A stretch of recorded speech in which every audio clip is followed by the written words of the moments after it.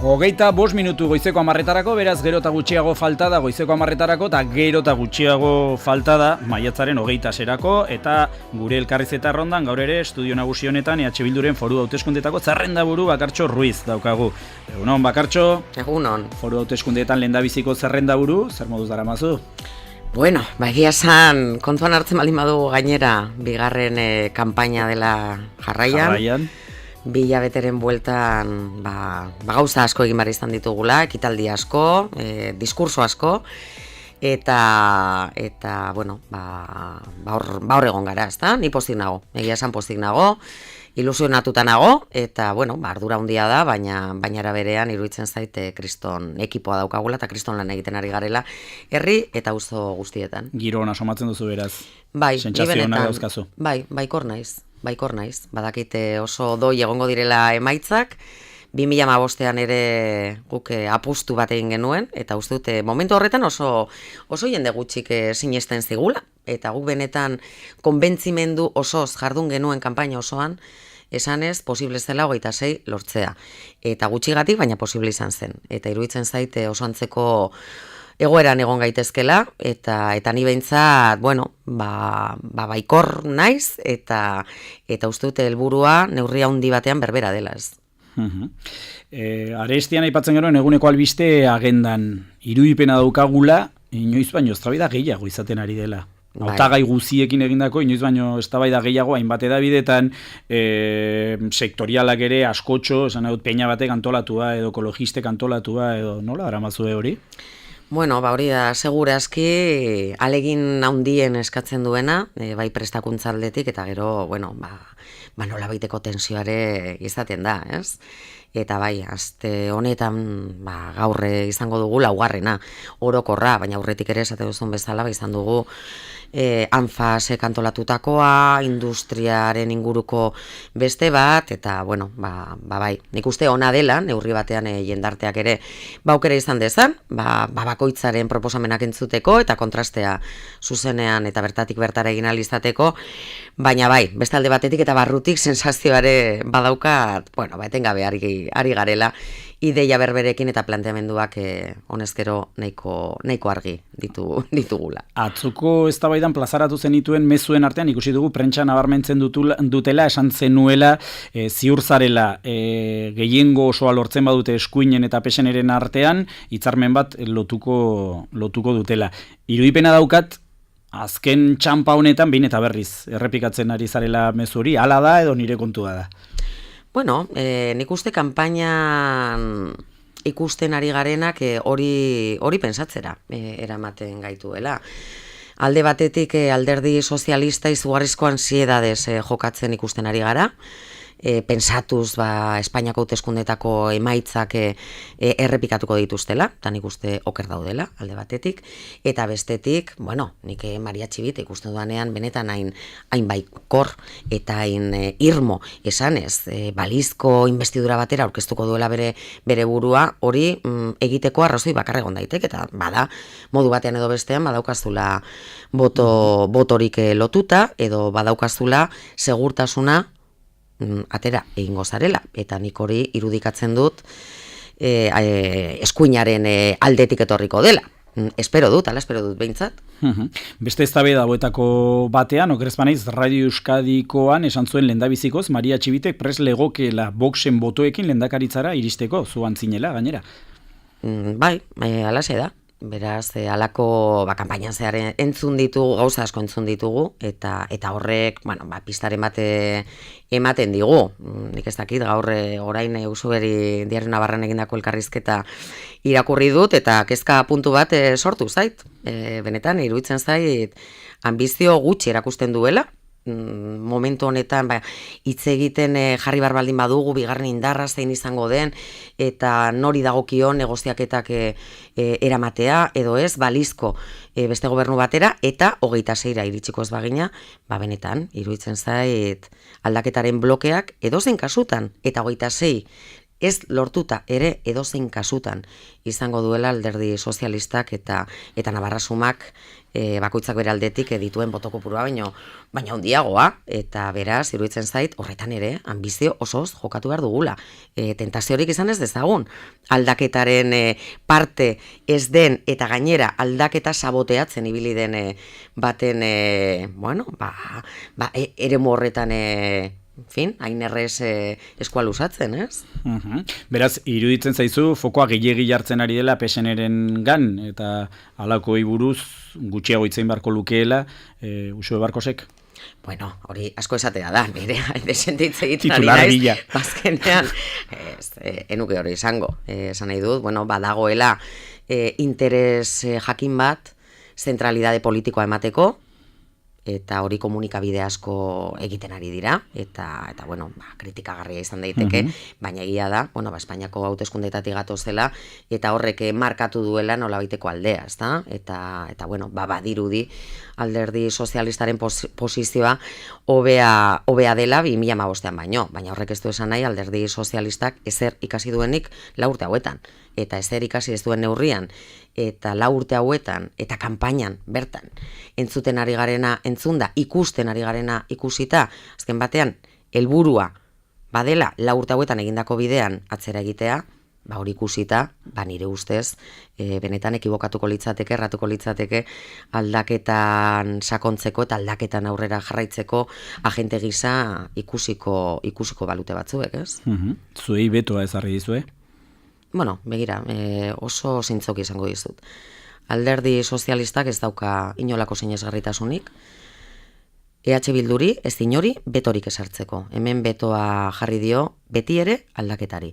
Aldaketa posible izan den momentu bakoitzean, eskuinari gobernurik ez ematea posible izan denean, horri jarri dio betoa historikoki alderdi sozialistak. Beraz, aldaketa jokatzen ari garena jokatuta, hemen nafar jendarteak oso garbi ikusi behar duena da, aldaketan sakontzeko bidea badagoela. Eta gure ustez, bide horrek 2015etik badituela protagonista batzuk eta horretan jarraitzea dagokigula.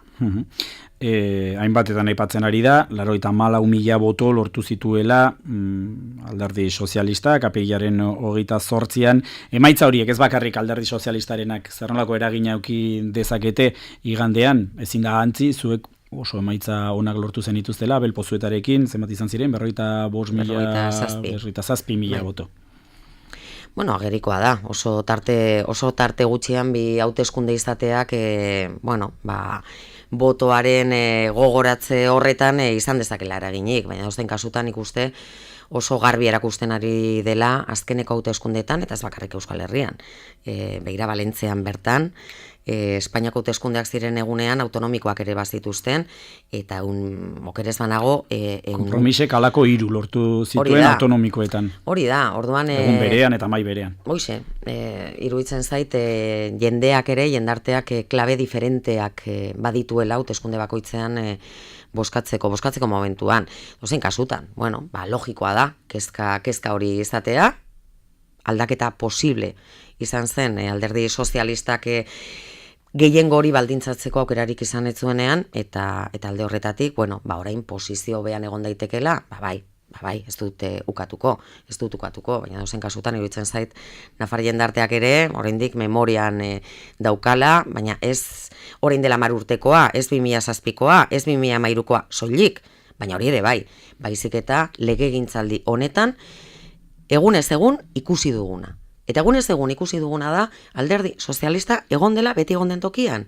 Interes konkretu batzuen baitan, bere bozka ematen, erregimenak, igatuta amaitu zuen 2015ean, baina erregimenak baditu bere indarrak eta oso garbi ikusi ditugu, eta parlamentuan ez lege guztietan, baina bai, benetan esanguratsuetan, eta beti ere, kanpainan ere entzuten ari garena. Hizkuntza politikan, bat egiten dute, oso garbi daukate, erregimenak bere osotasunean, hizkuntza politikan eman diren urratsak, motelak izan arren ere, hoiek ere sakarrontzira bota nahi dituzte. Fiskalidadean, berdin ari dira jokatzen eskuinak eta alderdi sozialista eta bestelako esparruetan ere, eskubide sozialetan emandako hainbat urratsetan, bermaturiko errentan alderdi sozialista etzen gai izan alde bozkatzeko. Beraz, nik uste diagnostiko berbera egiten dutela, hau desastre bat izan dela, boterea galtzea, errez eta berbera daukatela, eta bada, berriro kosta ala kosta gobernua berreskuratu behar dela erregimenarentzat, eta nagusiki badaukatela interes berberei erantzuteko zen hori, interes berberei erantzuten diet. Eta hor baditugu sindikatu konkretu batzuk, eta atzo bertan hauteskunde sindikalak izan ziren, eta bueno, badago nolabaiteko mugimendu bat ere erregimenaren esparruan sindikalki. Eta horrek bai enpresarioen konfederazioak, bai instituzion futurok, bai sindikatu jakin batzuek, nolabait agenda markatzen jarraitzen dute, eta ari dira oso garbi esaten, zer egin behar den zergekin, zer egin behar den porlanaren politikarekin, zer egin behar den oroar Nafarroak, bere horretan jarrai dezan, eta ez lau urte hauetan bezala. Beraz, iruditzen zait, interes horiek badaukatela indarra, eta Madrilen daudenak ere bai. Nola da gusatzu ingurumari horretan, Javier Espartza, txibite, bere burua alternatiba bakartzat behin eta berriz aldarrikatzen ari den honetan? Nik eskuina benetan urduri ikusten dut, iruditzen zait UPNek hautatu egin duela, txarrenaren eta txarraren artean, beraiek badakite zail dutela gobernura bueltatzea, edo Nafarroa buelta dadin, ezagutu dugun balako gobernu motara, eta eskuina, naiz eta lehenengo indarra izango den, jakina, baina hori bazekiten, eta bazekiten 2019an aterako zituzten emaitzak, txarrak izan zitezkela, eta Ciudadanosekin eta Alderdi Popularrerekin bat egiteak nik uste urduritasun horri erantzuten diola, eta benetan ikusten ari garena, nahiko surrealista da. Nik uste UPNek ez soilik bere sigla, ez soilik bere diskursoa, baizik eta proiektu politikoa bera ere, eskaini egin diela, eta zuzenean Ciudadanosen bozeramaile gisa ikusten ari garela egun hauetan, ezta? Osea, foralidadearen gaia, beraientzat hain ezinbesteko elementua izan den horretan ere, ez dago ulertzerik, edo akaso bai, Akaso bai, estaduari egiteko ekarpenean, gardentasun gehiago eta justoagoa izan dadin, alako kontuak ere programan bertan idatzita dituztenean, ez? Horrekin indarra galdu du, egin duten oposizioak, izan ere, lege aldi honetan, parlamentuan, batez ere oposizio identitario egin dute, ez da, ikurren kontura, euskararen kontura, funtzionatu aldu, jendeak sinistu aldu. Nik uste berriro ere oso garbi erakutsi dituztela beren obsesioak.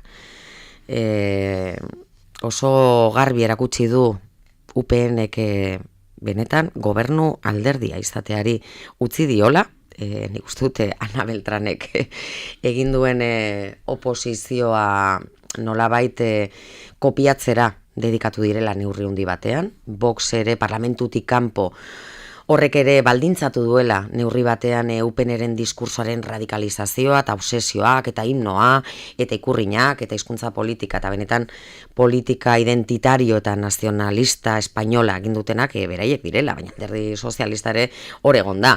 Orduan, ez dakit funtzionatu dien ala ez, nire impresioa da gero eta sarbide gutxiago daukala hori jende normala eta normalak akotxartean jarrita jende normalaren artean, akaso eta hooligan taldeak ere izaten dira eta bereiek ere badituzte, batzuentzat akaso izan da posizio egokia, baina nire ustez benetan ez dauka sarbiderik momentu honetan jendartearen kezkak beste batzuk dira, eta jendeak etxe bizitza politika egoki bat behar du, gizarte politika duin bat behar du, jendeak bere eskubideak gauzatuta ikusi nahi ditu, eta gari bateko diskriminazioak eta bazterkeriak alde batera ustea, eta krispazio horrek nik uste mesede gutxi egiten diola bizikidetzari eta jendeak behingoagatik bizikidetza demokratikoan urratsak eman nahi ditu. Laukoak akordio programatikoa lotu zuen, hori egiteko gauza izan zen, lau aurrekontu atera ditu aurrera, eta irudipena daukagu, hauteskunde kanpainan ere kohesionaturik ikusten ari garela. Nola baloratzen duzu hau guzi hau, batasun hori? Bueno, nik uste balioa ematen diogula, balio handia daukalako, lau urte hauetan egindako lanari, ez delako erresa, lau indar ezberdinen artean akordioak erdiestea, ez da erresa bakoitzak bere programa politikotik daukan onena eskaini alizatea akordio denona den akordio programatiko horretan, eta ez delako erresa, lau urtetan desadostasunak kudeatzea eta izan ditugun momentu kritikoak, horiek ere ez ditugu katuko momentu kritikoak gainditzea.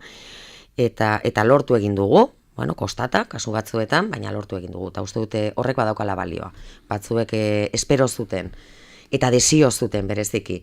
Honek iraupenik ez izatea, inolako alternatibarik ezin irudikatzea, UPN eta PSN-eren gobernuetatik aratago, eta nik uste, legintzaldi honek utzi digun ondoriorik onena hori dela. Badagoela alternatibarik, badagoela gauzak beste modu batean egiterik, eta nafar jendartearen mandatuari erantzuteko gai izan garela zailtasun guztiekin ere. Horrek ez du esan nahi, eta kanpainan ere desberdintasunak ikusten ari gara, zalantzari gabe, proiektu politiko diferenteak ditugu, eta kanpainan bakoitzak ere baditugu gure helburuak, eta guk oso garbi esaten duguna da, lau urte hauetan uste dut, eta ni behintzat oso harro nago, eta humiltasunez ere esaten dut, baina harrotasunez. Uste dute EH Bilduren lana funtsezkoa izan dela lau urte hauek onik edo ateratzeko, eta iruditzen zait orain bagaudela disposizio honean aldaketaren lehenengo indarra izateko eta gobernuan lidergo hartzeko beste indarrekin batera. Kohesioarena nioen lauok esaten ari zaretelako lehen esten duzuen formula laukoa errepikatzea dela, eta hori, nabarmentzeko modukoa iruditzen zait. Hipotesi bat ere badukat honen guztiaren inguruan iruditzen zait, politikariok, alderdiok baduzuela meritua, baina badagoela beste faktore bat, eta da aldaketa horren gibelean dagoen gehiengo soziopolitiko berri horrek elukela barkatuko bestela jokatzerik, ados altzaude. Bai, nik gogoan daukat 2015ean, ustute Adolfo Araizek halako zerbait bota zuela, ezta? Gure atzetik etorriko liratekela aboinazos, halako oste. Txapel kolpez, aritzen nola euskaratu hori, bai. Eta nik uste momentu horretan hain garbi genuena, oraingoan ere oso garbi izan behar dugula. Erakutsi dugu lau urte hauetan. Gai izan garela, elkarrekin aritzeko, gai izan garela egon diren desadostasunak ere nolabait gainditzeko, eta gai izan garela bereziki Nafarroa, 21. mendeko Nafarroa bestelako norabide batean jartzeko. Iruditzen zait elkarrengandik ere asko ikasi dugula, eta konfidantzak ez soilik plano politikoan, plano personalean konfidantzak eraikitzea ere oso importantea dela. Nik horregatik, eta berriro diot, badaukat kezka, iruditzen zait gehiegi ari garela, edo ari direla batzuk zeharka begiratzen Madrilgo balizko paktuei, gehiegi begiratzen ari direla batzuk alderdi sozialistak zer egingo duen, beharrezkoa bada, ez bada beharrezkoa, eta egun hauetan nik uste gauzak oso garbi esan behar dizkiogula nafar jendarteari. Nik uste bide bakarra dagoela aldaketan jarraitzeko, eta nik badaukat konbentzimendua, eta badaukat determinazioa 26ko muga hori gainditzeko gai izango garela.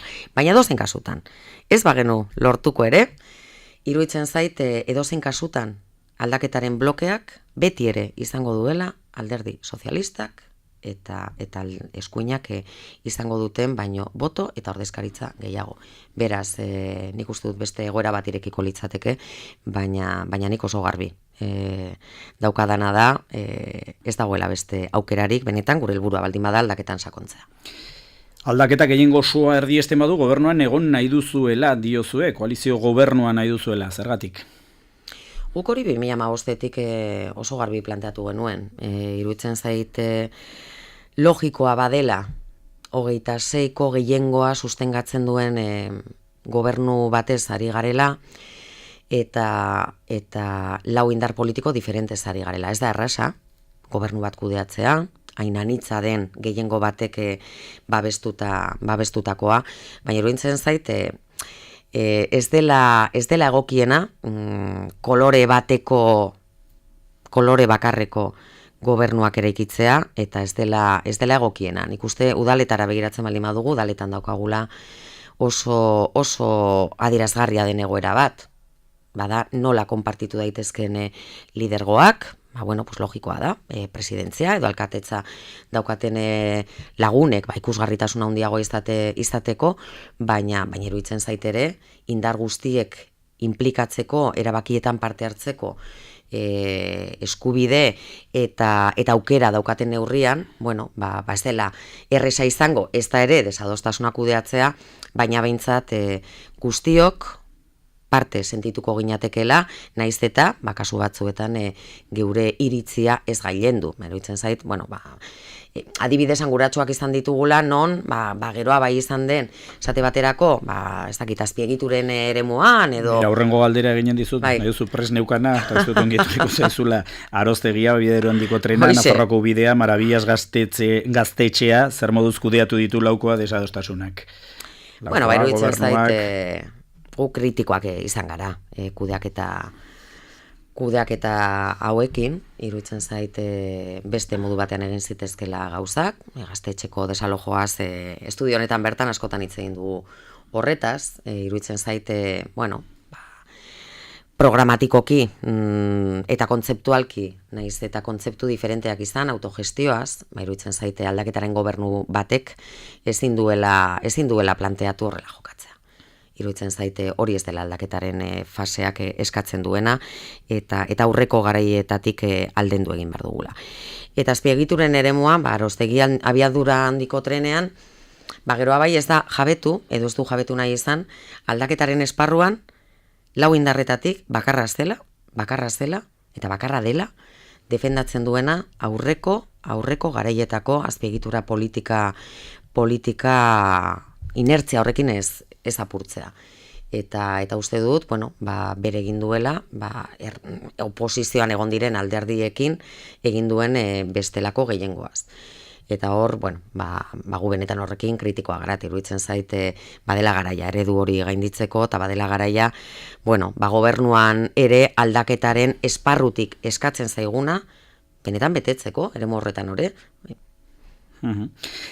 Arestian hizkuntza politika oso gainetik aipatu duzu, euskararen legea aldatzerik ez legealdi honetan, hizkuntza politikan egindakoa zein balorazio egiten duzu? Urrats batzuk eman dira, beharrik, urrats batzuk eman dira, behintzat pasagara kontrako politika batzuetatik, aldeko politiketara, plan estrategikoa onartu da, Euskaren dekretua onartu da, eta aurrekontuetan ere berreskuratu ditugu, ez nahi bezain beste, baina berreskuratu ditugu Euskara biderako eta estrategikoak diren sektoretarako diru laguntzak eta aurrekontu duinxeagoak. Edo zein kasutan, iruditzen zaigu urratsoile guztiak, azken batean motelak izan direla, oinarrizkoa eta egiturazkoa den afera bati erantzunek eman ez diogulako, eta niretzat benetan frustraziorik handiena, esana daukat beste askotan, izan da Euskararen lege berri bat onartu ezin izana. Iruditzen zaite batzorde berezian lan itzela egin dela, oinarri batzuk jarri direla adostasunak bilatze aldera, eta hori izan behar duela datorren legegintzaldian ardatzetako bat, niri benetan ulertezin iruditzen zait, 21. mendean aldaketaren norabidean benetan jarri baldin badugu justizia soziala, jarri baldin badugu personen berdintasuna, ekitatea eta kohesio soziala, hizkuntza politikan hori horrela ez dela ez ulertzea. Amaitzeko eta minutu batean zer gertatuko da Iruñean udal hauteskundeetan? Nik espero dut aldaketaren aldeko gehiengoak errepikatzeko aukera izan dezan. Nik uste zailtasun, legintzaldi honek Iruña berri bati ireki diola atea, iruditzen zaite Joseba Siron bezalako alkate bat zela Iruñak eta iruindarrok behar genuena, eta tragedia bat irudituko litzaidake hainbat indar politikoren ardura ezagatik eta partidismoengatik hori posible ez izatea. Zer eginen duzu, larun batean? Lo. Lo egin, bermuta hartu, eta gero siesta egin. Goizean lo, gero bermuta hartu, bazkaldu, eta gero siesta egin. Eta gero lo gehiago. EH Bilduko zerrendaburu Bakartxo Ruiz estimatua dago, sarri arte. 1, 2, 3, 4! Metrópoli Forala, Euskal Herria irratian.